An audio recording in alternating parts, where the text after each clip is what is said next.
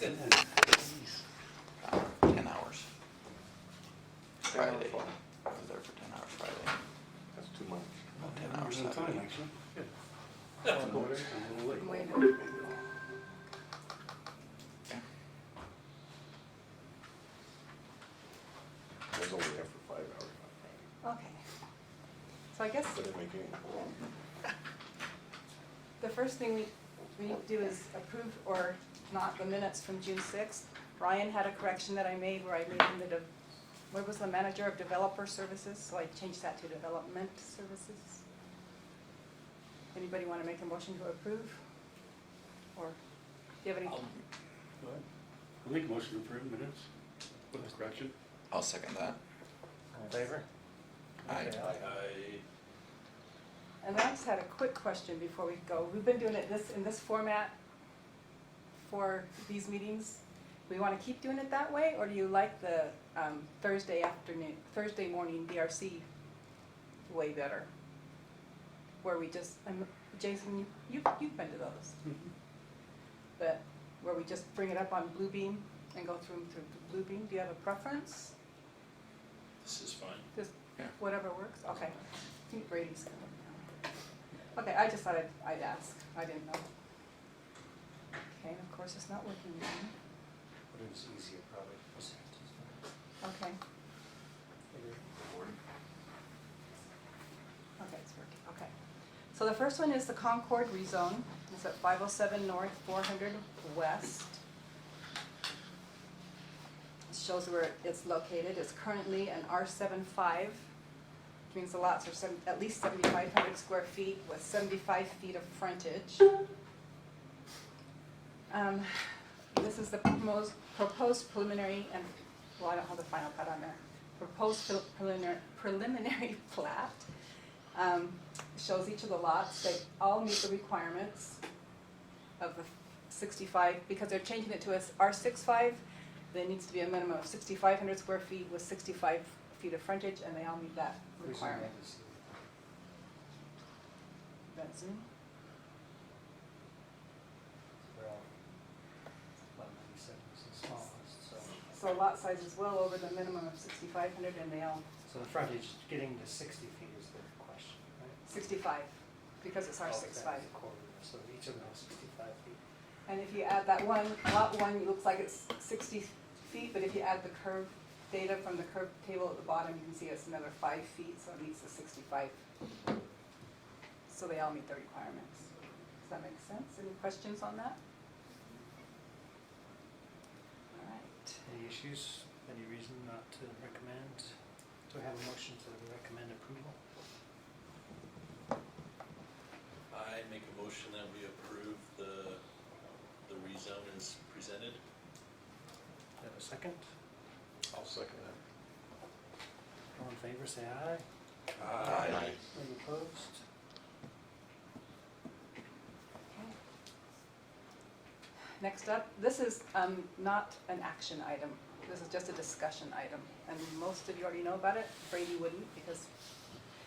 So this is at Provo Canyon. There's 5 lots up at the very edge of our border in Provo Canyon. He wants to build a new, this is what's existing there now, but he wants to build a new home that looks like this. And the question is the septic tank capacity, and Sam can probably give you more details on that. But then the drainage, he has to get a permit from the county, so this is just more of an information letting you know this will be coming. So it's in the floodplain, which throws it into a lot more restrictive requirements. So there's chapter 10, flood prevention ordinance, that requires them to connect directly to a water system. So they're seeking a variance and an adjustment because it's about a 3-mile run to get down. They're connected to Provo water, as that goes on one side, it comes over and connects them into the water. But the sewer is about a 2.5-mile run down the canyon, so there's no logical way unless we want to make them do a 2.5-mile sewer line. So they're requesting a variance for the sewer. It is in the county, well, it's on a county approved, allegedly. They revised the septic tank, I think without a permit, a couple years ago. So I'm trying to get a hold, and I think Sam's talked to the county guy. So they need to go through the process to get a permit for that. There are a couple of issues in chapter 10. It's pretty restrictive as far as what the board can actually grant a variance for. Actually doing a new structure, it basically states that whatever is the minimum allowed to allow somebody to use their property is what the board can grant. So they already have a structure. The question is, can they grant a variance just to expand it? Or if they tear it down, is that over and above what the board should grant based on FEMA standards within chapter 10? So there's some complicated things that the board's gonna have to review. What he doesn't wanna do is part of his requirement, he's gonna have to do a flood elevation level, because on the FEMA maps, it's not indicated on the river. And so in order for us to grant the variance, we're gonna make him go to a private engineer to actually have them calculate what the base flood level is, so that we can make sure he builds, so whatever is granted, he's building at least a foot above that flood plain, or, flood level. In order to do that, it's about a $10,000 to $15,000 ask for the private engineer to do that. He doesn't really want to do that if the board's gonna say no anyway. So what he's requesting is to go to the Board of Adjustment, kind of discuss the whole issue and see what their thoughts are on whether or not they can grant. Because there's probably 3 or 4 different variances he's gonna have to get in order to build this structure here. So that, the purpose of going to the board right now is simply just to letting them know what's going on. They're gonna have to bring back that the engineering map showing the elevations. They're gonna have to give us information from the county whether or not they got the permit or not, and how that's gonna be detailed. So all that information is gonna come back before we actually recommend to the board for either a variance or not a variance. So this is simply just information for the board to look at it, review it, and then send it back to say, yes, we could consider that in the future, or, we're gonna only allow you to remodel, or we're only gonna allow you to expand this amount. That's the purpose of this. So if he spends 15 to 20,000, he at least hasn't, just spent it for nothing. So that's the point of this coming today. Is just we are going to the Board of Adjustment next week on the 22nd, and that's the purpose. It's just to give them information. So, Where did you say they're getting their water culinary from again? so the map that he shows that it's coming across on the east side of the canyon from Provo. Oh, okay. There's a water meter, and then it feeds all 5 lots. So apparently they made an agreement years ago. I don't know how that, I guess Yeah. Provo has the water line going up to Vivian or whatever. I'm assuming it goes that far, I don't know. Yeah, I think they have a spring collection line that runs from Vivian down.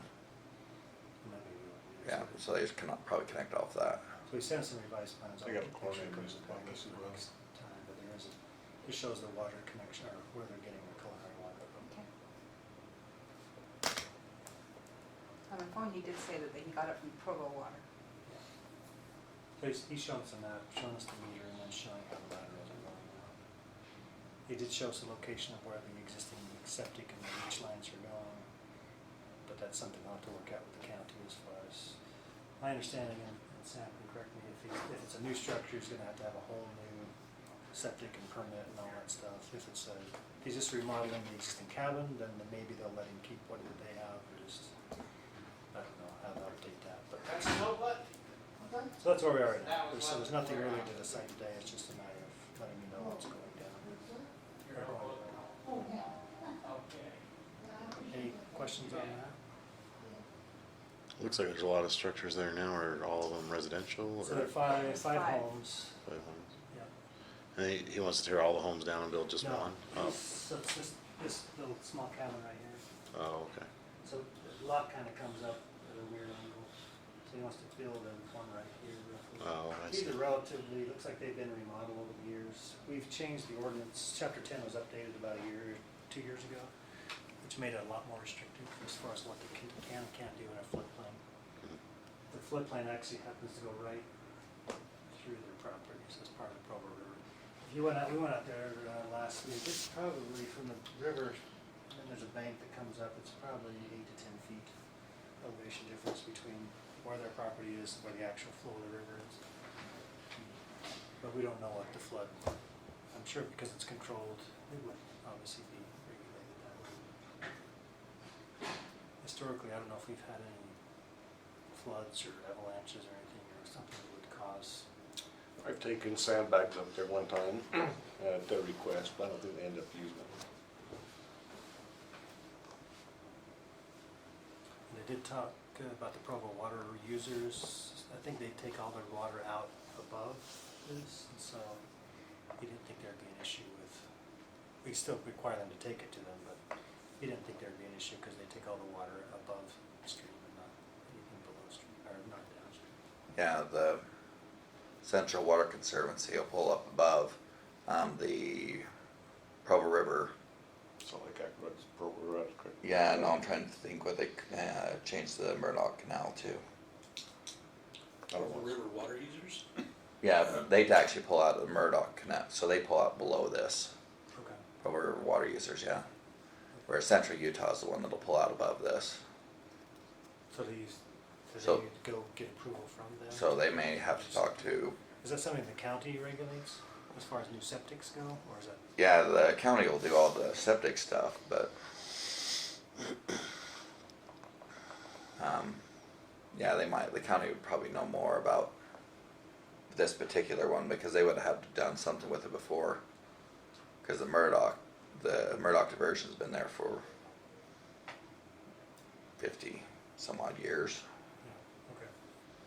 And this, the home itself, the little cabin was built in 1929, I think, Yeah. 24 or something. It's been a long time, so. They've updated the septic since then, like 5 years ago, he was indicating, but according to the county, there's no record of them getting a permit for updating or replacing the septic.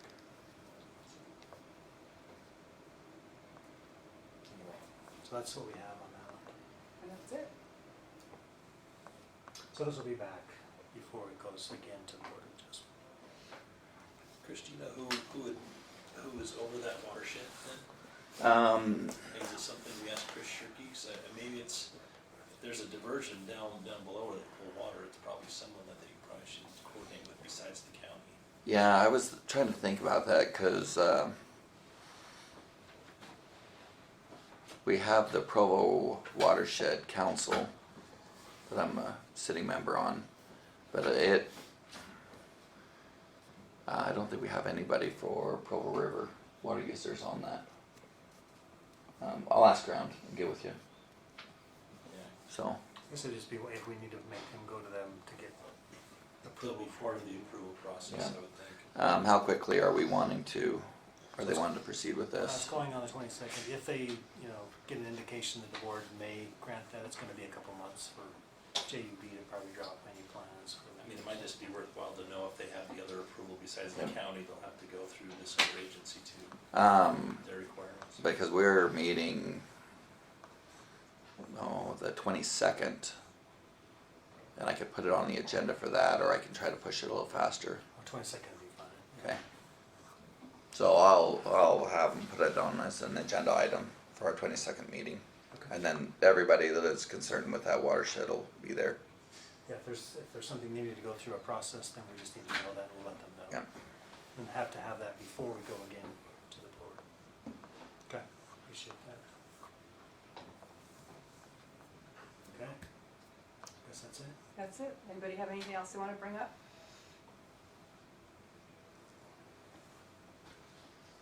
Okay.